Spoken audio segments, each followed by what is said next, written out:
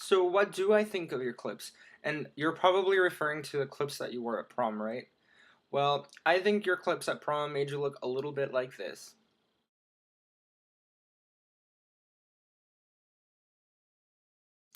Don't you ever ask my daughter to marry you? I bet you she won't. I guarantee you she won't. I love me some Sister Patterson. But I think everybody should know that Monica is the queen of getting her money's worth and taking advantage of taking advantage. When she got her hair did for prom, she had it up in this thing that she had done, and she went to prom with my brother, and they got their pictures done, and really they just went together because they wanted their pictures, but like that's all they were going together for. Like neither of them wanted to go to prom, they just wanted pictures from prom. And the next day Monica shows up to school, not even the next day because prom was on a Friday. The following Monday Monica shows up to school in her prom hair, and she said, "I'm just trying to get my money's worth." I think it was like a thing though because our friend Symphony and our friend Marika both did that their proms. So it's a thing that runs through our blood. I'm actually gonna have to disagree because Roger does get his money's worth.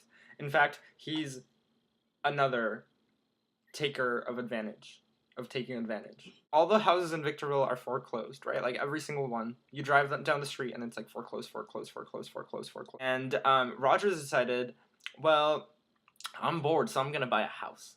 So that's like the ultimate taking advantage of taking advantage. Stealing from the homeless. Sister Patterson would not be proud, Roger. Sister Patterson would not be proud. I'm also not really sure why Roger figures so prominently in all of our videos because he doesn't respond to anything that we have to say anyway because he doesn't really care because he owns a house and he has a job and things like that. In other news, Matt keeps making fun of me, and when he walked in today he called me Sarah Palin because I keep doing this thing when I record these videos to you, Monica, where I don't really have a reason to like get dressed and things like that or take showers. So whenever I'm recording these videos, it's like Sarah Palin recording for Fox News when she's like at her house in Alaska. It basically looks a little bit like this. She's wearing a blazer, and then from here on down, she's wearing like PE shorts because nobody has to see her, so she's, ranting. I think I'm gonna leave this on now because I'm fancy. I'm like Sarah Palin. I also sort of tried to record myself doing things throughout my day, but my day was not nearly as stupid as yours. So this is what it looked like. That was kind of it, actually. I didn't really record that much. I just sat down and I was like, well, this is dumb because I'm gonna look like a dumbass when that's the clip that YouTube picks for my video. Like, did you see the one that you uploaded? It just looks like you're a wet dog and you need a napkin to like pat you off. Mm-mm. So apparently there's also a general consensus that I'm really, really innocent. My friend, actually our mutual friend Melissa, Melissa, who lives in I guess she lives in LA now. She made it out of the hood. She IM'd me yesterday and we were talking, and I'm gonna get to what we were talking about in a second. But she said, "Oh, your videos are really funny." And I said, well, actually, I don't think my videos are that funny because all I do is just talk, and Monica then like does something ridiculous, and that's 10 times funnier than whatever I have to say.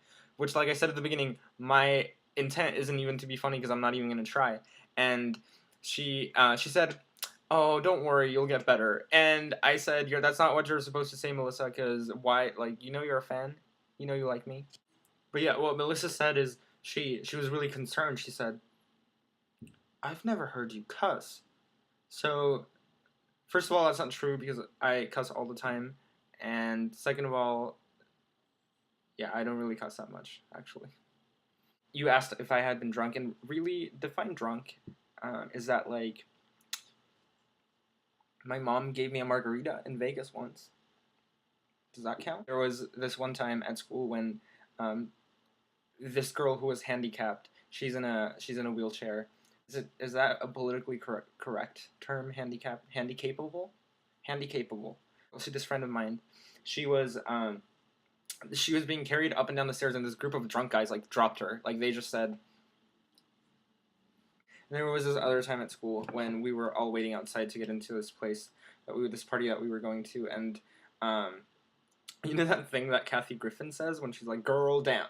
There was this girl who was waiting in line in front of us, and this is all I heard. I was turned around facing a different direction, and girl down. She fell into a ditch, and somebody had to go in there and like carry her out. So, moral of the story, Monica. I just call you Monica because I'm very Hispanic. Moral of the story is don't drink too much. Also, isn't it like a Tuesday? Like, why are you drinking on a Tuesday? Like, save that till like at least Thursday. Really, Monica. Now it got really dark because I had to take a dinner break, and these videos take really long to make. So, that's the reason why I hadn't made you. So what was I gonna say? So my question for you, which is actually a question from Matt, and not so much from me, is: are you going to come to visit me in Boston? And if so, when? And he said he was coming in November, and so you should probably come with him. And we're coming over for Thanksgiving because he's coming over for Thanksgiving because we don't really celebrate Thanksgiving. And you should come with. He said flights are cheaper from Phoenix than they are from LA because you're cheaper there. The last thing, since I asked you a question, the last thing that I was going to tell you about is I'm back to this because I like to pretend that I'm a drug dealer.